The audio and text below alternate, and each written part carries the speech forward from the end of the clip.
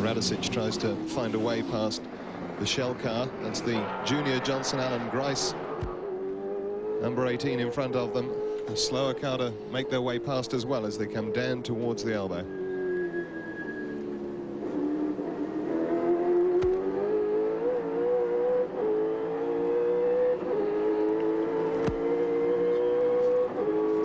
Race cam under the GIO sign there, pulling out to take the 18 car. Young Stephen Johnson at the wheel of this one at the moment, getting his first taste of the big boys at play here on Mount Panorama. Car 30's about to go out again, in and out like a jack in the box, but they're not going to quit.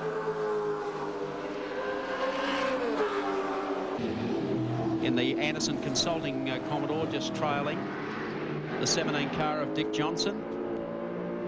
Dick's been so close after winning this race, and time out for a drop of Brizzy's best as he heads down Conrod Straight.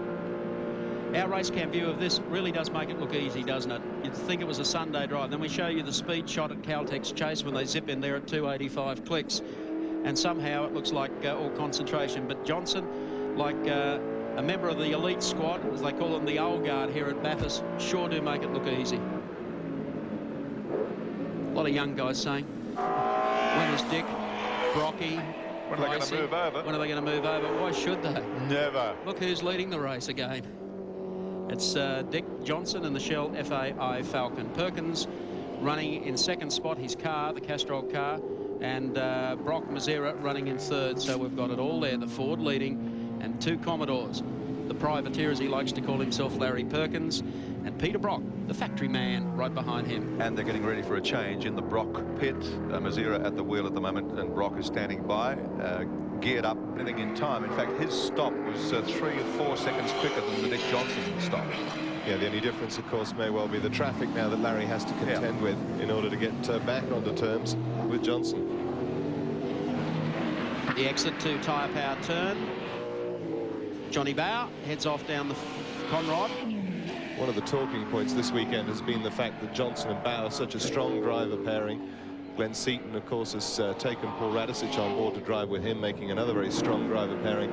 And the fact that a number of teams have chosen to have two #1 drivers rather than a #1 and a #2 guy. Well, Glenn handled for Paul Radicic and Alan Jones and David Parsons. And a strong combination, the 30 car. I mean, it looked bulletproof earlier today, but regrettably, it's behind the pit wall. Dunlop race cam. This will give you an idea of our rev range and the K's being pulled by the Shell FAI Falcon. The gear off to the right, dab of the brakes you see below that. It'll be interesting to follow this as he goes up Mountain Straight. Our revs come up. Keep in mind they're running on a 7,500 RPM. Up there looking for 223 before the right-hander. 241 momentarily, and now the turn into the right and the climb up the hill. Third gear.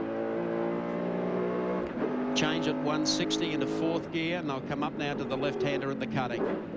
Interesting stuff, the diagnostic coming out of the number 17 car, Dick Johnson, John Bow. One interesting thing to notice, Mike. One interesting thing to notice, they might have a rev limiter at 7,500, but they they drive it right to the 7,500. Every single change, every gear, right up to the top gear, he's using the full 7.5. Back into the pit action. Here's Andy to lead out on the racetrack in car number 6. And clear of Johnson and Longhurst. Great view, Andrew Madecki in the Cenovis Vitamins car, carrying our Dunlop race cam. Great view from the floor, shows you how busy the driver is actually in the car and how many gear changes. Still doing 2 minutes 26, is still at least 10 seconds off the fast guys at the moment, and probably dropping back at that rate. Okay, let's go down to Andy, who's with Alan Moffat, a familiar face on our broadcasts. Certainly is. It feels a bit strange actually interviewing Alan Moffat. Usually we're in the suit and tie together. The Cenovis car's having a great day.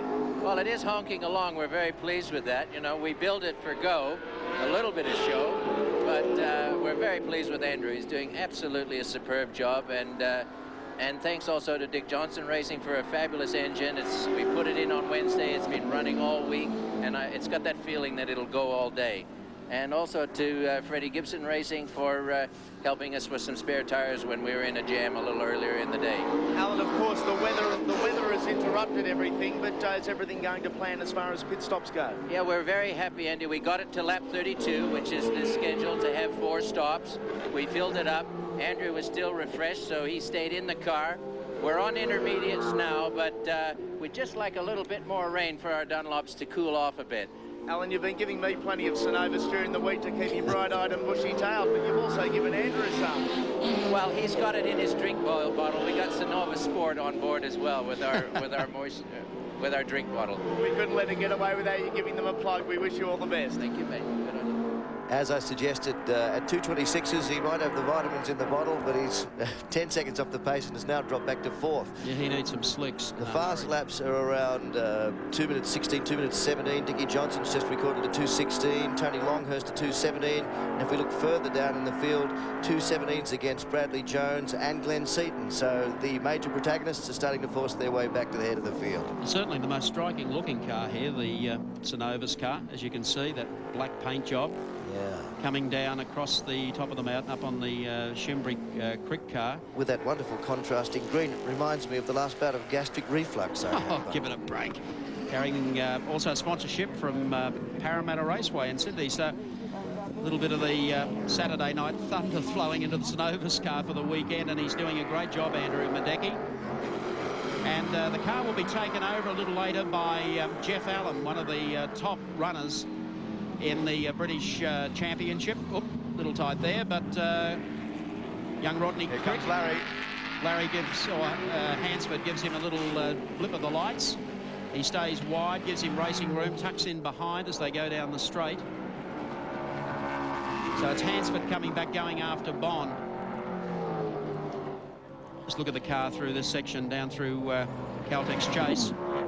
Gee, it sounds well. 4th place for Hansford now in the Cenovis car. He's got Longhurst next on the list. I tell you, it's got a completely different exhaust note to it to any other car that's here, and certainly to any other Falcon that's here. It's a Dick Johnson motor. Last year, remember, he ran with a 4-barrel. That's right, he ran the only carbureted car. Yeah, and this year he sent the motor for re-speccing to Johnson, and they came up with a very, very strong power plant. And a sweet sound. I Yeah. wonder what he's done. Tuned the exhausts a little differently for the Ford fans at the top of the hill.